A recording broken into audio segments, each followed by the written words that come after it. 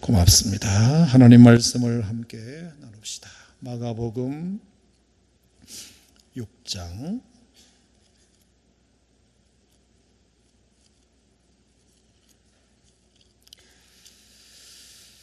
마가복음 6장 오늘은 7절 말씀부터 13절까지 말씀입니다.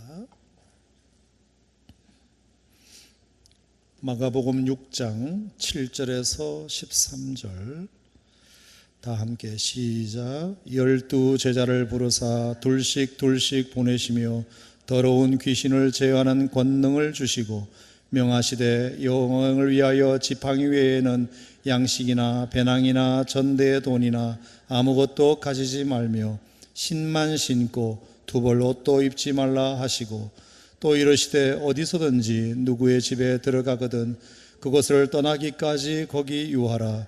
어느 곳에서든지 너희를 영접하지 아니하고 너희 말을 듣지도 아니하거든 거기서 나갈 때에 발 아래 먼지를 떨어버려 그들에게 증거를 삼으라 하시니 제자들이 나가서 회개하라 전파하고 많은 귀신을 쫓아내며 많은 병자에게 기름을 발라 고치더라. 아멘. 오늘 이 계시의 말씀이 여러분의 심령 속에 박히는 말씀이 되시기를 축복합니다. 자, 여러분도 그러시겠지만 예수님을 믿고 그의 제자로서의 삶을 살고자 하는 사람들에게는 피할 수 없는 딜레마 하나가 있는 것 같습니다. 물론 우리 자신이 가진 모순일 수도 있다는 생각이 드는데요. 그게 뭐냐 하면 신앙생활 하는데 우리가 신앙생활 하는 것이 한쪽으로 생각하면 참 신앙생활 하는 게 너무 좋고 행복한데 다른 한쪽으로 생각하면 너무 힘들고 너무 어려운 것이 신앙생활이기도 하기 때문이라는 것입니다. 그러니까 예수 믿고 그의 제자로서 살아가는 우리의 신앙의 여정에는 피할 수 없는 딜레마, 어떤 면에서는 신앙생활하는 게 참 내게 유익하고 행복하지만 또 너무 힘들고 어려운 것이 신앙생활이기도 하다는 것입니다.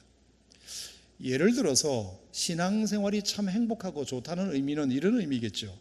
나 같은 사람이 하나님을 믿게 된 것이 웬일이냐, 얼마나 좋으냐, 얼마나 좋으냐. 내가 하나님의 사랑을 받게 됐다는 것이 얼마나 감사하냐. 그리고 내가 어디를 가든지 하나님이 나와 동행해 주시고 어떤 일이 있어도 그 양반은 나를 버리지 않으시고 나를 떠나지 않으시고 내가 기도하면 하나님이 응답해 주시고 주님의 일에 작은아마 내가 쓰임받을 수 있다는 것이 너무 행복하고 교회에 들어오니까 이렇게 좋은 사람들 만나서 교제할 수 있음이 너무 감사하고 합력하여 선을 이루심을 믿을 수 있다는 것이 너무 감사하고 소망을 가질 수 있고 평안을 가질 수 있고 위로받을 수 있다는 것이 너무 감사하고 주일날 심심한데 그래도 갈 데가 있다는 것이 너무 감사하고 그리고 나의 재능과 은사 별것 아니지만 그래도 하나님 앞에 나와서 이렇게 재능을 발휘할 수 있다는 것이 너무 감사하고 신앙생활이 우리에게 주는 기쁨, 행복, 유익 이런 것들이 굉장히 많지 않습니까? 그런 것들을 생각하면 신앙생활은 참 좋은데 반면 신앙이 꼭 그렇지만은 또 아는 부분도 있기 때문입니다. 신앙생활 한다는 것 때문에 참아야 할 일도 너무 많고 거짓말도 못하고 정직하게 살아야 되고 손해볼 줄도 알아야 되고 큰 소리 확 한번 저지르고 싶은데 큰 소리도 못 치고 헌신해야 되고 희생해야 되고 본을 보여야 되고 특별히 직분을 맡은 사람은 더더욱 그 직분을 감당하기 위하여 애를 써야 되고 억울한 일이 있어도 예수님 생각하면서 참아야 하고 악을 악으로 갚지도 못하고 악을 선으로 갚아야 되고 그러면 굉장히 손해보는 것만 같고 계속 온유해야 되고 무례히 행하지 말아야 되고 이렇게 내 성질대로 살지 못하는 내가 하고 싶은 대로 하지 못하는 그런 힘든 부분들 내가 손해보고 사는 것 같은 이런 힘든 부분들이 또 신앙생활의 중요한 한 부분이기 때문입니다. 신앙생활 뭐 그럴까? 목회도 마찬가지입니다, 여러분. 목회가 참 좋습니다, 여러분. 세상의 어느 직업 중에서도, 직업보다도 저는 목사가 된 것이 너무 감사합니다. 어제도 그제도 제가 어느 집사님과 이렇게 대화하면서 정말로 세상에서 살아가기가 얼마나 힘들고 어려운지 그분 얘기만 들어도 우리 성도님들이 얼마나 힘들게 사시는구나 하는 것을 깨닫게 되는데, 그래도 나는 본업이 설교 준비하고 말씀 준비하고, 그래서 하나님 말씀을 가르치고 성도들 섬길 수 있고, 그래도 교회 안에서만 사역할 수 있으니 그것도 감사하고, 때를 따라 성도님들이 저를 또 존경해 주시고 좋아해 주시니 그것도 감사하고, 제가 설교하는 동안은 잠자코 아무도 이 있습니다 한 번도 손드는 것 없이 아멘 아멘 해 주시고, 그리고 다 저랑 악수 한번 하고 싶으셔가지고 손 잡으시고 저에게 기도받으러 오고 싶어 하시는 분도 많이 계시고, 이런 걸 생각해 보면 목회는 정말 할만하다, 목사라는 직업이 괜찮다 하는 생각이 왜 안 들겠습니까마는, 목회가 꼭 그런 것만은 있는 게 또 아니더라고요. 너무너무 힘든 부분, 성도들이 힘든 것과는 비교도 할 수 없는 힘든 부분, 그런 부분이 엄청 많습니다. 엄청 억울한 거 참아야 되고, 오해받을 때 오해받는 거 참아야 되고, 뭐 그런 것들 뭐 한두 가지가 아니죠. 뭐 설교를 준비하고 뭐 이런 것은 사실은 유도 아니고, 정말 억울한 거 못 참는 게 제일 힘든 것 같습니다. 억울한 거 참는 게, 오해받는 게 제일 힘든 것 같습니다. 제일 어디 가서 하소연도 못하고. 하여간 신앙생활도 그렇고 좋은 부분이 분명히 있지만 그 신앙생활을 제대로 하기 위해서 감당해야 할 몫도 굉장히 큰 것 같습니다. 목회를 해서 좋은 것도 많이 있지만 목회를 제대로 하기 위해서 감당해야 할 몫도 굉장히 큰 것 같습니다.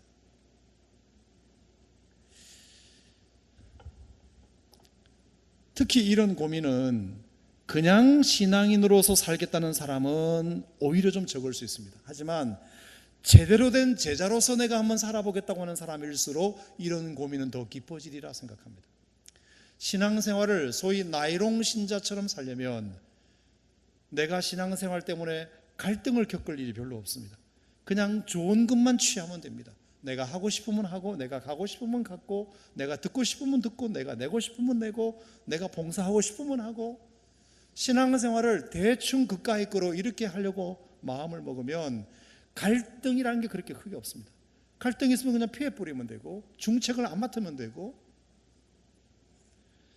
그냥 신앙인으로서 살겠다는 사람은 이런 고민이 적겠지만, 한번 내가 제대로 한번 예수를 믿어보자, 믿는 것 같이 믿어보자, 정말 예수님을 믿는 신앙인을 넘어 제자가 되어보자, 이런 마음으로 사는 사람은 제가 말씀드린 이런 고민이 굉장히 깊으시리라 생각합니다. 예수님 당시에 예수님을 따랐던 12 제자들에게도 비슷한 고민이 있었지 않는가 생각합니다. 여러분, 그 당시 예수님의 제자가 된 사람들의 면면을 들여다보면 정말 중산층도 아닌 그냥 하층, 그리고 사람들에게 소외받는, 별로 주목받지 못하는 사람들이 만왕의 왕이시고 그 당시에 정말 차세대 이스라엘의 지도자이신 예수님의 제자가 됐다는 것은 불러주신 것만으로도 그들은 정말 좋았을 것입니다. 생각해 보세요. 예수님은 가는 곳곳마다 인기가 짱이었습니다. 정말 우리가 마가복음 5장에서 봤듯이 예수님이 한번 나타나시면 예수님 주변에 얼마나 많은 사람들이 들러붙는지, 혈루증 앓은 여인이 예수님 한번 만나기도 어렵고 뒤에서 손 한번 대기도 어려운 정도로 예수님이 가는 곳마다 정말 많은 사람들이 인기 연예인 못지않게 많은 군중들을 몰고 다녔습니다. 그리고 예수님께서 한번 사자의 포효처럼 말씀을 전하시면 사람들이 은혜를 받고, 그리고 병자의 손을 얹으면 다 웬만하면 다 낫고, 그러니까 예수님이 그렇게 훌륭하게 차고 나가 주시니까 그를 따르는 12 제자들도 동시에 그냥 어깨가 으쓱해서 공명심이 생길 수밖에 없고, 자기가 뭐라도 된 것 같은 그런 기분. 야, 내가 배와 그물을 때려치고 예수님 제자가 되기를 너무 잘했지. 내가 세관원이나 하다가 예수님 제자 된 걸 너무 잘했지. 자신의 직업을 완전히 포기하고 예수님 제자 된 것을 너무 자랑스럽게 생각했을 것입니다. 가는 곳곳마다 구름대 같은 관중이 모이고, 그러니까 자기들의 위상도 올라갔을 것입니다. 수많은 사람들이 먹을 것을 갖다 주고, 수많은 사람들이 대접하려고 애를 쓰고. 그게 마가복음 5장까지는 제자들이 그랬습니다. 늘 예수님이 곁에 계셨습니다. 늘 12제자가 예수님과 함께 몰려다녔습니다. 가는 데마다 대접을 받고 환영을 받고 인기가 있었습니다. 이게 전부인 줄 알았을 것입니다. 야, 정말 우리가 제자 되기 잘했다. 예수 믿고 예수님 제자 되고 진짜 수지 맞은 것밖에 없다. 마가복음 5장까지는 그들이 그렇게 생각했을 것입니다. 그런데 6장에 와서 생각지도 않은 일이 터지게 됩니다. 자, 마가복음 6장을 한번 보겠습니다. 분위기가 완전히 달라집니다. 마가복음을 우리가 읽어오는데 5장까지의 분위기와 6장부터의 분위기가 확연히 달라집니다. 자, 그 분위기의 반전은 예수님이 나사렛을 방문하면서부터 시작되었습니다. 자, 마가복음 6장 1절 시작. 예수께서 거기를 떠나사 고향으로 가시니 제자들도 따르니라. 자, 예수님이 어딜 가셨다고요? 고향으로 가셨습니다. 거기에 누가 따라갔다고요? 제자들이 따라갔습니다.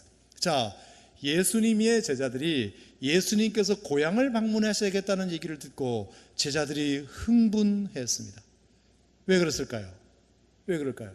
이렇게 온 사방에서 예수님의 인기가 이렇게 치솟는데, 드디어 그 유명하시고 이제 타향에서 출세하신 예수님이 고향을 방문하시면 틀림없이 그 고향 마을 어귀에는 플래카드 하나 붙여놓고 영웅의 귀한 금이 환영이라고 사람들이 대대적인 환영을 벌일 것이다. 제자들은 충분히 그렇게 생각할 수 있습니다. 왜? 자기들이 지금까지 본 예수님 주변은 모두가 다 예수님을 좋아하고 따르고 예수님 한번 보고 싶어하고 예수님 옷이라도 한번 잡고 싶어서 그렇게 안달복달인 사람들만 눈에 봤기 때문에 예수님의 고향에 가면 더더군다나 이거는 대단할 것이다. 왜? 우리 오산에서 대통령이 났다 그러면 그 대통령이 오산을 방문해 보십시오. 난리가 납니다. 우리 오산이 낳은 이래가지고 얼마나 인기가 하늘을 찌르듯 하겠습니까? 저들도 예수의 소문을 듣고 알고 있겠지. 대대적인 환영을 받을 거야. 금이 환영하시는 예수님을 예수님의 그 고향 사람들은 환영하고 맞아줄 거야. 고향 방문이 예수님의 제자로서의 자부심에 정점을 찍을 것으로 생각했을 것입니다. 그런데 결과는 어떻게 됐죠? 정반대였습니다. 가보니까 분위기가 싸늘했습니다. 눈치가 벌써 싸늘했습니다. 눈빛이 달랐습니다. 예수님이 고향에 오셨는데 그렇게 타향에서는 가는 곳마다 대접을 받으시는 인기 연예인 복음 가는 예수님이 고향을 오셨는데 분위기가 싸한 것입니다. 구체적으로 한번 볼까요? 제자들이 뭘 보고 놀랐을까? 자, 2절에 안식일이 되어 회당에서 가르치시니 많은 사람이 듣고 놀라 이르되 이 사람이 어디서 이런 것을 얻었느냐. 이 사람. 여러분, 이 사람이라는 이 표현 자체는 어느 누구도 예수님에게 이런 표현을 해본 적이 없습니다. 이 사람이, 여러분 어떤 기분인지 아시겠죠? 예수님을 이 사람이라고 부른 사람은 아무도 없습니다. 거라상 왕인조차도 거룩한 하나님의 아들, 지극히 높으신 하나님의 아들 예수여 라고 부를 정도로 예수님의 호칭은 주님이시든 다윗의 자손이든 하나님의 아들이시든 거의 다 그렇게 불렀지, 예수님을 이 사람 취급하는 것은 여기가 처음입니다. 제자들이 깜짝 놀랐습니다. 뿐만 아니라 6장 2절에 보면 이 사람이 어디서 이런 것을 얻었느냐. 이런 것. 예수님이 전하시는 이 위대한 복음 사역, 하나님의 말씀을 이런 것이라고 취급합니다. 이런 것. 예수 그리스도의 복음, 그 그리스도의 하나님의 말씀, 그 하나님의 진리의 복음을 이런 것으로 취급합니다. 이런 것 따위로 취급하고 있습니다. 그 고매한 깊이 있는 하나님의 진리의 가르침을 이런 것으로 취급하고 있습니다. 뿐만 아니라 6장 3절에 이 사람이 마리아의 아들 목수가 아니냐. 마리아의 아들. 지난주에도 말씀드렸다시피 이스라엘의 전통은 누구 아들을 지목할 때는 꼭 아버지 이름을 앞에 달게 되어 있습니다. 그러면 요셉의 아들 예수라고 해야 맞는데 왜 마리아의 아들이라고 했을까? 여러분, 이것은 쉽게 말하면 애비 없는 자식, 다시 말하면 애비가 누군지 아직도 모르는 자식이라는 뜻입니다. 동네 소문 다 났습니다. 마리아가 처녀 때 애를 뱄습니다. 그리고 성령이 잉태했다는 소문만 났습니다. 무슨 성령이 잉태하는 거 그런 게 어딨냐? 요셉이 그냥 가만히 끊고자 하여 이 일을 덮어버렸을 뿐이지 분명히 저 마리아는 외간 다른 남자로부터 씨를 받았을 것이다. 그래서 예수를 요셉의 아들이라고 고향 사람들은 인정하지 않습니다. 마리아의 아들, 애비도 모르는 자식, 이런 뜻입니다. 생전 어디 가서 들어보지 못한 호칭을 예수님은 고향에 와서 들으십니다. 뿐만 아니라 목수라는 직업, 과거의 직업을 들먹입니다. 저 사람은 목수다. 목수면 송충이는 솔잎을 먹고 살아야지 목수 주제에 무슨 하나님의 아들 메시아로서 역할을 한다. 뿐만 아니라 6장 3절에 보면 그들의 형제 이름을 들먹입니다. 야고보, 요셉, 유다, 시몬 형제가 아니냐. 그 너희들이 우리와 함께 여기 있지 않냐. 이 말은 뭘까요? 형들도, 그 형제들도 아직도 저 예수를 믿지 않고 있느냐. 않지 않냐. 형제들도 예수님을 하나님의 아들로 인정하지 않고 있는데 어떻게 우리가 저 사람을 하나님의 아들로 인정할 수 있느냐, 이것입니다. 형제들조차 환영해 주지 않는 것입니다. 뿐만 아니라 6장 5절을 보시면 거기서는 아무 권능도 행하실 수 없어 다만 소수의 병자에게 안수하여 고치실 뿐이었다. 여러분, 이것도 제자들은 처음 보는 광경입니다. 예수님은 오는 데마다 시간이 없어서 그렇지 모든 병자, 귀신 들린 자, 중풍병자, 그리고 문둥병자, 앞 못 보는 사람, 듣지 못하는 사람, 걷지 못하는 사람, 병 종류에 가릴 것 없이 예수님에게 찾아오는 사람은 모두가 다 치료를 받았습니다. 하지만 아무 권능을 행하지 못하시는 예수님의 모습을 제자들이 지금 처음 목격하는 것입니다.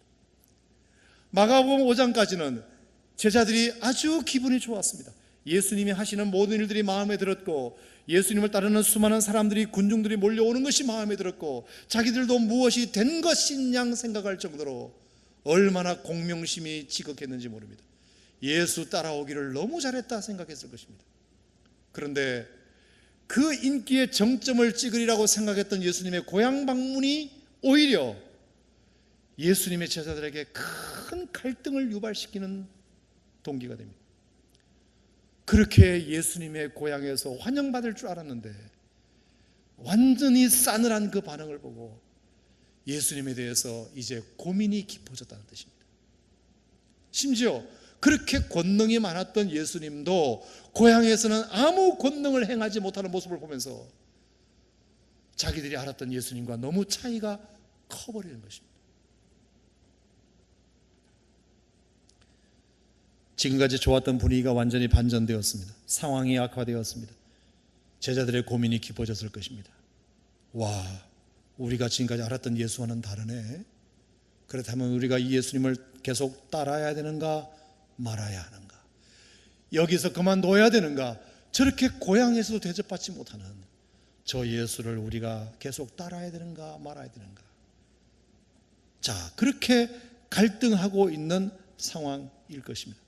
자, 그런데 그래서 완전히 기분이 다운되어 있는데요, 거기다가 엎친 데 덮친 격으로 예수님은 또 이렇게 말씀하십니다. 자, 6장 7절 보시면 12제자를 부릅니다. 그리고 둘씩 보내요. 둘씩 보내요. 둘씩 예수님의 제자들을 찢어 놓으십니다.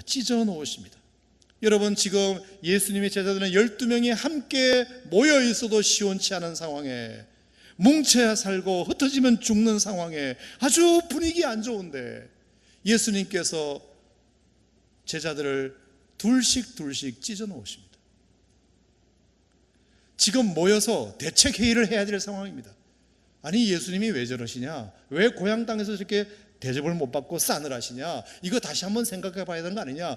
매일매일 대책회의 모여서 12명의 의논을 해야 되는 상황임에도 불구하고 예수님께서 그들을 흩어놓으십니다. 둘씩 찢어 놓으십니다. 그리고 전도하라고 보내십니다. 5장까지였다면 이 말이 맞습니다. 5장까지였다면 예수님, 우리가 경험한 예수님은 인기 짱이시고 능력이 많으시고 하나님 말씀을 증거하시고 손만 얹으면 병을 낫게 하시는 치유자이시기 때문에 그 예수님을 목격한 그 감격이라면 얼마든지 나아가서 예수님에 대해서 복음을 전하라면 전할 수 있겠지만 이미 그들의 풀이 꺾였습니다. 아무 권능도 행하지 못하시고 싸늘한 그 반응을 목격한 12제자로서는 예수님을 전도하러 나가라 그러는데 그것도 둘씩 찢어 놓았는데 무슨 힘이 나야 예수님을 증거할 것 아닙니까? 여러분, 이건 또 뭘까요? 예수님 입장에서는 이런 것입니다. 이제는 너희들이 해라. 나 좀 쉬어야 되겠다. 이제는 너희들이 해라. 예수님도 아마 고향 방문을 통해서 많이 지치신 것 같습니다. 그래서 예수님이 전면에 나서지 않으시고 이제 제자들을 나서게 하십니다. 여러분, 어떤 면에서는 이것은 예수님이 이럴수록 나서셔서 수습하셔야 됩니다. 자초지종을 제자들에게 조목조목 설명하셔야 합니다. 하지만 예수님은 뒤로 빠지시고 이제 너희들이 좀 해줄 수 없겠니? 나 좀 지쳤다. 너희들이 좀 해줬으면 좋겠다. 그게 나중에 마가복음 6장 30절까지 이어져요. 예수님께서 사도들이 예수께 모여 자기들의 행한 것과 가르친 것을 낱낱이 고하니 너희는 따로 한적한 곳에 가서 잠깐 쉬어라. 예수님께서 쉬고 계셨습니다. 아무 일도 안 하셨어요. 제자들에게 그 일을 맡기신 것입니다. 그러니 여러분, 그 맡은 제자들로서는 얼마나 힘이 나겠습니까? 힘이 안 나죠. 5장까지였다면 힘이 나겠지만 이미 6장에서 고향의 그 싸늘한 반응을 경험한 제자들로서는 힘이 나지 않습니다. 12명이 뭉쳐나는도 힘이 나지 않는데 둘씩 찢어 놓았으니 더욱더 그들은 힘이 안 나는 것입니다. 게다가 6장 8절에 예수님이 이렇게 말씀하십니다. 여행을 위하여 지팡이 외에는 양식이나 배낭이나 전대의 돈이나 아무것도 가지지 말고 신만 신고 두 벌 옷도 입지 말아라. 아무것도 갖고 가지 말아라. 예수님이 분위기를 몰라도 지금 너무 모르시는 것 같습니다. 지금 제자들은 예수님이 우리를 모아놓고 대책회의하고 수습해야 될 상황인데 우리를 둘씩 찢어 놓아서 예수님은 뒤로 빠지시고 우리 보고 전도하라고 하시면서 두 벌 옷도 가지지 말아라, 신발만 하나 신어라, 지팡이만 하나 신어라, 전대의 돈도 가지지 말아라, 어떤 배낭도 양식도 갖고 가지 말아라, 이렇게 말씀하시는 것은 지금 전혀 분위기 파악이 안 되고 계신 예수님의 모습이죠. 뿐만 아니라 10절 말씀에 보면 어디서든지 누구의 집에 들어가거든 그곳을 떠나기까지 거기 머물러라. 이게 뭐죠? 혹시 너희를 맞아주는 집이 있거든 감사하고 무조건 잠자코 거기 눌러 앉아라, 이런 뜻입니다. 이게 뭐냐면 어디 가도 그런 집은 너희들에게 또 없을 수 있으니 너희들을 맞아주는 집이 만약에 있다면 고마운 줄 알고 거기에 그냥 눌러 앉아 있어라. 불쌍하지 않습니까? 예수님의 무책임한 지시, 무책임하지 않습니까? 아무것도 갖고 가지 말아라. 둘씩 흩어지거라. 나는 뒤로 빠져 있을란다. 너희들이 이제 알아서 하거라. 아무것도 가져가지 말아라. 혹시 너희들을 환영해 주는 집이 있으면 무조건 거기 눌러 앉아라. 그리고 6장 11절에 보면 어느 곳에서든지 너희를 영접하지 아니하고 너희 말을 듣지도 아니하거든. 이게 뭐죠? 환영받지 못할 각오를 단단히 하라. 어느 누구도 너희들이 복음을 전할 때 환영해 주는 사람이 거의 없을 것이다. 거의 없을 것이다. 여러분 보세요. 마가복음 5장까지는 참 예수님 믿는 거, 예수님 제자 된 게 너무너무 행복하고 좋았지만 마가복음 6장에서 들었으면서 예수 믿고 제자 된 것이 이렇게 괴롭고 고민이 깊어질 줄이야 예전에는 몰랐던 거죠. 이런 딜레마가 우리에게도 있어요. 늘 행복하진 않아요. 우리를 궁지로 몰아놓으시고 무책임하게 내버려 두시고 전대 돈도 갖지 말아라, 두 벌 옷도 입지 말아라, 지팡이만 하나 가져라, 가방도 가지 말아라, 양식도 가지고 가지 말아라, 어디 가도 너희들은 환영받지 못할 것이다. 혹시 너희들을 맞아주는 사람이 있으면 고마운 줄 알고 무조건 눌러 앉아 있어라. 너무 무책임하게 예수님께서 지금 제자들에게 명하시는 것입니다. 제자들의 고민은 깊어졌습니다. 이거 순종해야 되나 말아야 되나, 아니면 이참에 그냥 예수님을 버리고 가야 되나 말아야 되나.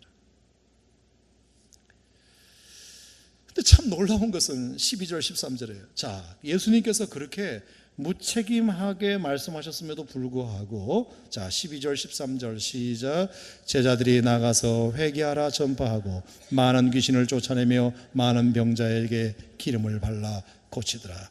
자, 여러분 이 말씀이 얼마나 중요한 말씀인지 들어보세요. 첫 번째, 제자들이 나가서 회개하라 전파하고. 예수님이 회개하라 전파를 하면 이해가 되지만 제자들이 나가서 회개하라고 전파했다고 했어요. 무슨 권위로? 자기들이 무슨 권위로 백성들에게 감히 회개하라고 전파할 수 있습니까? 여러분, 이것은 어느 누구도 들을 만한 복음이 아닙니다. 예수님 같은 그런 권위와 예수님 같은 어떤 그런 침범할 수 없는 권위 있는 분이 회개하라 해야 이게 말이 먹히지. 이제 예수님의 제자 된 지 얼마 되지도 않은 사람들이 백성들에게 나아가서 회개의 메시지를 전한다는 것은 쉬운 일이 아닙니다. 목회자도 설교 시간에 회개하라는 메시지가 쉽지 않은데 어떻게 제자들이, 예수님도 아닌 사람들이 회개하라는 메시지를 전하겠습니까?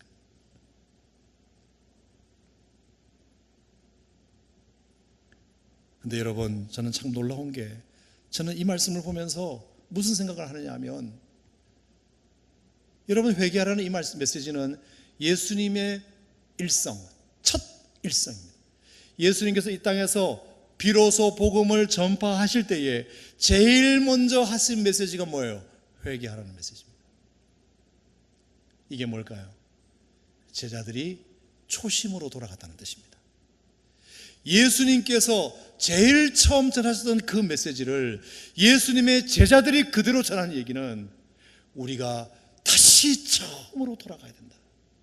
이러면 이럴수록, 힘들면 힘들수록, 예수님이 지금 뒤로 물러나 계실수록, 지금 고향 땅에서 아주 학대받으시고 예수님도 지금 사역에 지쳐 계실수록 우리라도 나서서 초심으로 돌아가야 된다. 예수님이 처음에 이 땅에 오셔서 무슨 메시지를 전하셨느냐? 회개하라는 메시지를 전하셨으면 우리도 예수님의 제자라면 그 메시지를 우리도 전해야 된다는 것입니다. 아멘. 두 번째, 많은 귀신을 쫓아내며. 이것은 6장 7절에 더러운 귀신을 제하는 권능을 주셨다는 말씀을 믿은 증거입니다. 더러운 귀신을 제하는 권능을 주셨다. 여러분, 예수님은 지금 고향 땅에서 대접도 못 받으시고 고향 땅에서는 아무 권능도 행하실 수 없는 나약한 모습을 가지고 계십니다. 그런데 예수님께서 그 모습으로 너희들에게 더러운 귀신을 제어할 수 있는 권능을 주시겠다고 말씀하십니다. 그런데 그 예수님의 말씀을 백성들이 그것을 믿음으로 받아들였다는 증거입니다. 믿음으로 받아들였기 때문에 많은 귀신을 담대하게 쫓아내었다는 뜻입니다. 그러니까 하나님으로부터, 예수님으로부터 받은 그 권능을 믿음으로 사용하는 담대함이 제자들에게 있었다는 뜻입니다. 세 번째, 기름을 발라 고쳤다. 많은 병자에게 기름을 발라 고쳤다. 여러분, 예수님께서 병자에게 기름을 발라 고친 적은 없습니다. 다 말씀으로 치유하셨습니다. 네, 제자들은 많은 병자에게 기름을 발라 고쳤다는 말씀이 나옵니다. 여러분, 이것은 뭘까요? 예수님과 같은 행세를 하지 않았던 그들의 겸손을 의미합니다. 제자됨의 위치에서 우리는 제자로서의 사명을 감당할 뿐이다. 우리는 예수가 아니다. 예수님은 기름을 바를 필요도 없이 말씀으로 병 고치시는 분이지만 우리는 제자이기 때문에 많은 병자에게 기름을 발라 고치는 예수님과 같은 행세를 하지 않았다는 뜻으로 해석됩니다. 제자들이 나가서 회개하라 전파했다는 것은 초심을 회복했다는 뜻이고, 많은 귀신을 쫓아내었다는 얘기는 믿음을 담대하게 사용했다는 뜻이고, 기름을 발라 고쳤다는 얘기는 그들이 예수님의 제자로서의 위치를 잘 지켰다는 뜻입니다. 여러분, 어떻게 이렇게 가능할까요?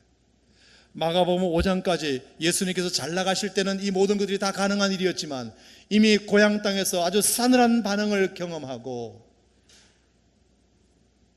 그리고 예수님은 이제 뒤로 빠지시고 이제 너희들이 좀 알아서 해라. 너희 둘씩 좀 나가서 전도해라. 아무것도 갖지 말아라. 너희들 환영하는 사람 없을 것이다. 만약에 환영하는 집이 있으면 무조건 눌러 앉아라. 이런 식의 무책임한 명령을 내리시는 예수님 앞에 제자들이 흐트러지지 아니하고 초심으로 돌아갈 줄 알고 더욱더 믿음의 담대함을 가지고 예수님의 제자로서의 위치를 지킬 수 있는 비결이 뭘까?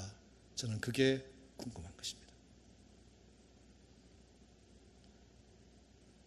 오늘 제가 묵상한 내용을 두 가지 말씀드리고 말씀을 마치겠습니다. 첫 번째, 제가 묵상한 것은 그동안 예수님의 제자들은 예수님을 필두로 해서 예수님을 따라다니기만 했기 때문에 수동적인 제자였습니다. 능동성이 전혀 없는, 그냥 예수님이 다 알아서 하시니까 그냥 저들은 뒤치다거리만 하면 되는 정도의 제자들이었습니다. 제자들이 감히 말씀을 전한다, 제자들이 감히 무슨 권능을 행한다, 제자들이 감히 복음을 전한다는 것은 꿈도 꾸지 않고 예수님이 다 하셨습니다. 아주 수동적인 제자들이었습니다. 근데 이제 예수님이 뒤로 빠지시니까 우리가 이때 능동적으로 우리가 나서야 되지 않느냐 하는 책임의식이 제자들에게 생긴 것 같습니다. 언제까지 우리가 주님만 하시게 할 것인가? 언제까지 우리가 주님을 따라가기만 할 것인가? 이제는 우리가 맡은 일을 해야 하지 않느냐, 이런 책임의식이 제자들에게 생겼기 때문이 아닌가. 여러분, 저도 가만히 이렇게 생각해 보니까 제가 반백년 인생을 살면서 키가 이렇게 훅훅 컸던 육신적인 성장의 어떤 모멘텀 같은 게 있었겠지만 제 정신적이고 영적인 성장의 어떤 도약의 기회들도 제 인생에 몇 번 있었지 않겠습니까? 그럴 때는 대부분 다 어떨 때였느냐면 위에 보호자가 없을 때였습니다. 위에 보호자가 있으면 그 보호자를 의지하는 마음이 크기 때문에 자기가 어떤 역량이 이렇게 성장하고 개발되기가 좀 더디고 어렵습니다. 그런데 갑자기 믿었던 누군가가 사라져버리면 나에게 책임의식이 확 생겨버리기 때문에 이제는 내가 하지 않으면 안 된다는 생각이 드니까, 안 해보는 것도 하게 되니까 그때 사람이 확 커버립니다. 제가 언제냐, 저희 아버지가 잠시 국가의 부름을 받고 모처에 들어가셨을 때 저희 가족이 뿔뿔이 다 흩어졌습니다. 그때 7살 때였습니다. 7살 때. 7살 전까지는 정말 어린아이에 불과했을 것입니다. 제가. 근데 가족이 흩어졌습니다. 어머니하고도 같이 못 살게 되고 외할머니 집에 맡겨졌습니다. 경상북도 청도군 각봉은 오산리 210번지에 맡겨졌습니다. 할아버지가 계셨고 외삼촌들이 계셨고 이모들이 계셨지만 부모님이 그늘 아래 살다가 부모님이 안 계시니까 가만히 제가 오늘 설교를 준비하면서 묵상해 보니까 그때 제가 굉장히 생각이 많이 컸다는 생각이 들더라고요. 생각이. 이제는 엄마 없는 하늘 아래 살아도 울지 않고 살아야 돼, 이런 마음이 탁 마음속에 드는 거예요. 마음에 드는 거예요. 이제는 울어도 안 돼. 내 울음을 받아줄 사람도 없으니까 울어도 안 돼. 그래서 어른답게 행동하려고 굉장히 많이 애를 썼습니다. 저희 그 외할아버지가 하시는 일이 되게 많았거든요. 교회도 개척하셨다는 얘기를 내가 들었고, 약방도 하셨고, 두부 공장도 하셨고, 누회도 치셨고. 그러니까 삼촌들 따라다니면서 맨날 작은 그 지게를 지고 나무하러 다니고, 또 군불 떼고 쇠죽 끓이고 작두질하고 맷돌 돌리고 누에 치고 깔비 긁으러 다니고.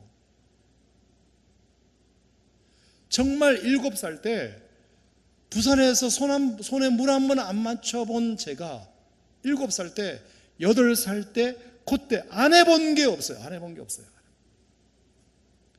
만약에 엄마 아빠가 저한테 그거 하라 시켰으면 절대로 안 한다 그랬을 것입니다. 그런데 어머니 아버지가 사라지고 나니까 제가 해야 되겠다는 마음이 딱 마음속에 들면서 절대로 울지 않고 그 일들을 다 감당해냈습니다. 책임의식이 생겼어요. 어머니가 그러셨거든요. 엄마 보고 싶어도 꼭 참아야 된다. 종훈아, 어머니 보고 싶어도 꼭 참아래. 참으래. 그래서 울지 말고 참아라 그랬으니까 참아요. 이를 악물고 참고, 다시 우리 가족이 합해서 한 가족이 한 집에 살 그날을 소망하며 그때까지 참는 거죠. 제가 생각해 볼 때 그때 7살, 8살이었지만 확 컸습니다. 확. 정신적으로 확 컸습니다. 정신적으로.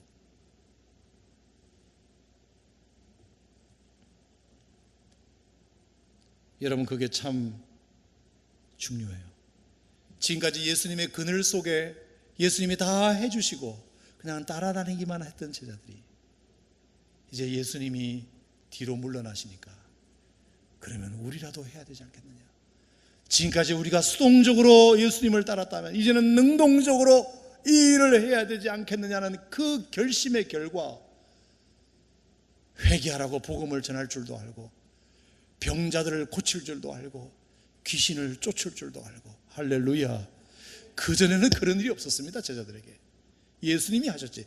귀신을 쫓아도 예수님이 쫓았고, 병자를 고쳐도 예수님이 고쳤고, 회개하라고 말씀을 전해도 예수님이 전했지 그들은 입방긋 해보지도 않았습니다.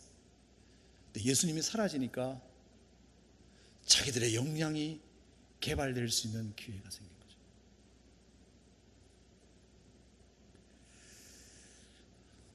첫 번째 이유는 그렇다고 생각하고요. 두 번째는 그동안 예수님에게 배운 그 신앙이 진짜인지 아닌지 실험해 보고 싶어하는 믿음이 제자들에게 생긴 것이 아닌가.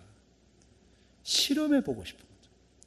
그동안 우리가 예수님으로부터 들었던 수많은 말씀들, 하나님이 살아계시다는 분명한 메시지들, 그 메시지, 특별히 하나님만 의지해서 사는 삶이 과연 가능한지, 과연 지팡이 하나만 가지고, 과연 신발 한 켤레만 가지고 전대에 돈도 없이 양식도 없이 사는 게 가능한지 불가능한지를 한번 실험해 보고 싶은 마음, 실험해보고 싶은 마음, 그 마음이 제자들에게 생겼기 때문이 아닌가.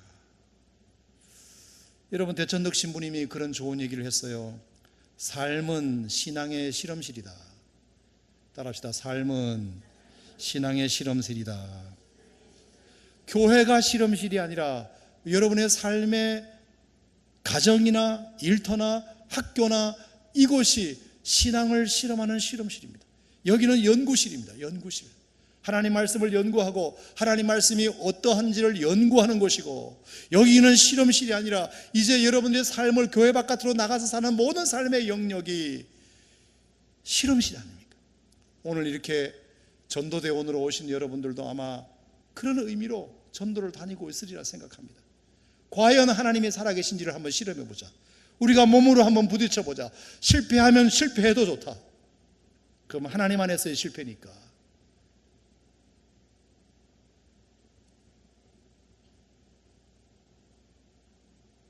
현장에서 하나님을 직접 경험해보자.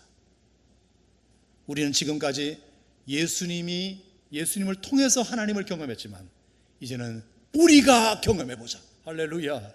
예수님을 통해서 경험했지만 이제는 우리가 한번 우리를 통해서 경험해 보자. 여러분, 그것이 창세기 28장에 나오는 야곱의 고백이죠. 자, 야곱이 형 에서를 속이고 아버지를 속이고 장자권을 받고 그랬을 때 아버지를 속인 죄 때문에 형의 미움을 받아 결국에 어머니와 짜고 외삼촌 라반의 집으로 도망가게 되었습니다. 베델 광야에 머물렀습니다. 정말로 자기 신세가 처량하게 한이 없었습니다. 이불도 없고 베개도 없습니다. 그래서 돌을 베개 삼아 땅을 요 삼아 하늘을 이불 삼아 억지로 잠을 청합니다. 근데 꿈에 사닥다리가 저 끝에서 이 끝까지 다 천사가 오르락내리락 하며 거기에서 살아계신 하나님을 목격합니다. 그리고 나서 꿈에 깨어서 야곱이 한 고백이 뭐냐? 여호와께서 과연 여기 계시거늘 내가 알지 못하였도다. 여호와께서 과연 여기 계시거늘 내가 알지 못하였도다. 여러분, 이게 뭘까요? 야곱의 아버지가 누군가요? 이삭이에요. 야곱의 할아버지가 누군가요? 아브라함이에요. 그 믿음의 조상 아브라함으로부터 무릎에 앉아서 하나님을 배웠던 그 야곱, 그 아버지로부터 물려받은 신앙의 유산. 야곱은 하나님을 몰랐던 것이 아닙니다. 아버지를 따라서 제사를 드렸습니다. 할아버지 뒤에서 제사 드리는 모습을 보았습니다. 하나님의 살아계심도 압니다. 하나님께 예배드리는 것도 압니다. 하지만 지금까지 경험했던 야곱이 만난 하나님은 아브라함을 통하여 만난 하나님, 이삭을 통하여 만난 하나님이지 자기가 직접 만난 하나님은 없습니다. 아버지가 워낙 신앙이 좋고 할아버지가 워낙 신앙이 좋으신 분이니까 그 할아버지의 신앙을 통해서 하나님을 경험했고 아버지를 통해서 하나님을 경험했지 자기가 직접 하나님을 대면한 경험은 없다는 이 말씀입니다. 그런데 베델 광야에서 처음으로 야곱이 하나님을 1대1로 대면합니다. 그래서 여호와께서 과연 여기 나와 함께 계신다는 사실을 내가 몰랐구나.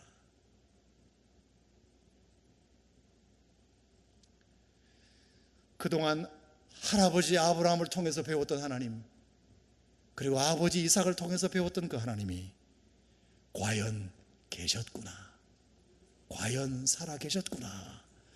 그 하나님이 그냥 듣는 하나님이 아니라 내가 경험할 수 있는 하나님이셨구나 하는 것을 야곱이 깨닫게 된 거죠. 그것이 타향살이 20년의 힘이 되지 않습니까, 여러분? 아하. 그래서 우리에게도 이런 경험이 많이 필요하지 않겠는가 생각합니다. 그동안 우리가 배운 믿음을 한번 실험해 보는 거죠. 실험해 보는 거죠. 하나님이 살아계시다는 얘기를 귀가 따갑도록 들었는데, 그러면 내 삶의 구체적인 현장에서 정말 하나님이 살아계신지 아닌지를 한번 실험해 보는 거죠. 실험해 보는 거죠.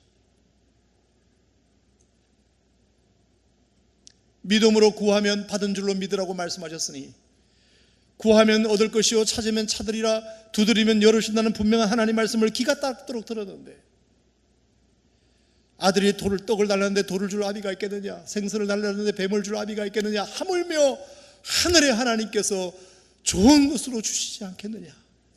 그걸 기가 따갑도록 들었는데 이제는 그러면 내가 한번 실험해보자. 기도의 용사가 되어 하나님 그렇게 저에게 약속하지 않으셨습니까? 제가 한번 실험해 볼랍니다. 하나님 제 기도를 들으실 줄로 믿습니다. 이렇게 실험 정신, 하나님을 실험해 보는 정신.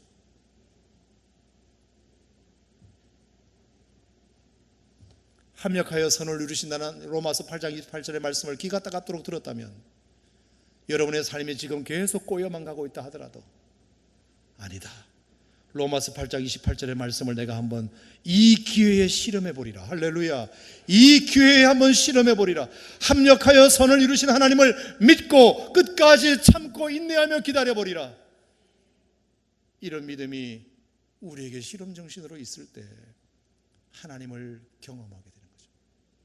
저는 마가복음 6장에서 비록 고향 땅에서 예수님이 천대받고 그리고 예수님이 뒤로 빠지시고 제자들에게 모든 것을 다 떠맡기는 이런 상황에서 제자들이 심히 깊은 고민이 생겼겠지만 이것이 전화위복의 기회가 되어 오히려 제자들이 확 성장할 수 있는 기회가 되었다고 믿습니다. 아하, 그렇구나. 그러니까 신앙이라고 하는 것이 행복하고 룰루랄라 좋은 가운데서도 그것도 참 좋은 거지만 시련과 아픔과 고통과 실패와 좌절과 절망과 미움과 억울함과 분노와 이런 가운데서도 그것도 하나님의 축복인 이유는 그것을 통해서 지금까지 내가 갖던 믿음이 가짜가 아니고 진짜였다는 사실을 실험해 볼 수 있는 서로의 기회가 왔으니 그것에 넘어졌다면 내 믿음이 가짜였구나. 그것을 내가 잘 통과했다면 내 믿음이 진짜였구나. 그것을 증명해 줄 수 있는 현장이 되기를 주님의 이름으로 축원합니다. 아멘, 아멘. 이것이 우리에게 저는 필요하다고 생각합니다. 그랬더니 보세요. 자, 14절 놀라운 말씀. 그랬더니 14절 시작. 이에 예수의 이름이 어떻게 된지라 드러난지라. 할렐루야. 이에 예수의 이름이 드러난지라. 제자들의 힘으로 예수님의 이름을 회복시키는 기회를 만들었습니다. 지금까지는 예수님이 다 해주셨다면 이제는 제자들이 예수님을 돕는 예수님의 이름을 드러나게 만드는 결정적인 역할을 12 제자가 하게 됩니다. 그리고 그 뒤에 보면 헤롯 왕, 헤롯 안티파스가 이 얘기를 듣고 겁을 집어먹는 사건이 나옵니다. 한 나라의 왕을 겁먹게 만드는 이 제자들의 이 믿음, 예수님의 이름을 만방에 드러내는 이 제자들의 믿음의 행동, 여러분 이것이 오늘 오산 침례교회 성도들에게도 필요하다고 생각하면 아멘 하시기 바랍니다. 아하, 그렇구나. 결론을 내겠습니다. 신앙에는 딜레마가 있다. 어떤 면에서는 신앙이 참 행복하고 좋기도 하지만 신앙이 우리를 힘들게 하기도 하더라. 그럴 때 우리는 신앙을 더 유지해야 되느냐 말아야 되느냐 갈등할 때가 오지만, 그러면 그럴수록 내가 가졌던 지금까지의 믿음이 가짜 믿음이 아니었다는 사실을 이번 기회에 실험해 보겠구나. 이번 기회에 실험해 보겠구나. 그렇게 그 현장을 받으셨으면 좋겠습니다. 왜 믿는데 이런 일이 생기나? 왜 신앙생활 잘하는 집안에 이런 일이 생기나? 그렇게 생각하지 말고, 왜 교회에 이런 일이 생기나?